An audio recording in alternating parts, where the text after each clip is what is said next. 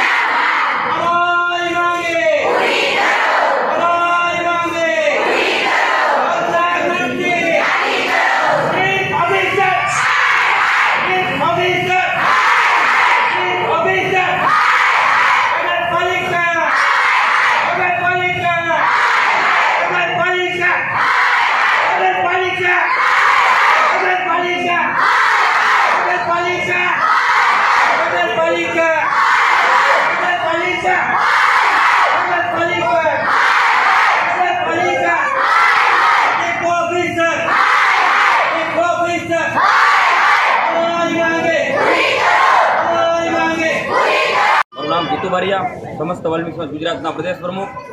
આજે આંદોલનના ત્રીજા દિવસે ખાસ કરીને જે અમારી માંગ છે કે અમરેલી નગરપાલિકા સામે જે ધરણા ચાલી રહ્યા છે તેમાં અમારી મુખ્ય માંગ છે કોન્ટ્રાક્ટ પ્રથા રદ થાય, લઘુત્તમ વેતનથી કામદારોને કામે રાખવામાં આવે અને ખાસ કરીને જે પગાર રેગ્યુલર આપે અને દરેક બાબતમાં જો આજે નિર્ણય 6 વાગ્યા સુધીમાં નહીં આવે તો અમરેલીના શહેરમાં આજે ઉગ્ર આંદોલન કરવાની ફરજ પડશે અને એના વિરોધ પ્રદર્શન માટે કદાચ અમરેલી નગરપાલિકાને જે પણ કાંઈ અમારી સામે એક્શન લેવા હોય તે લઈ લે, બાકી અમે અમારા જે હક છે એ મેળવીને જ રહીશું।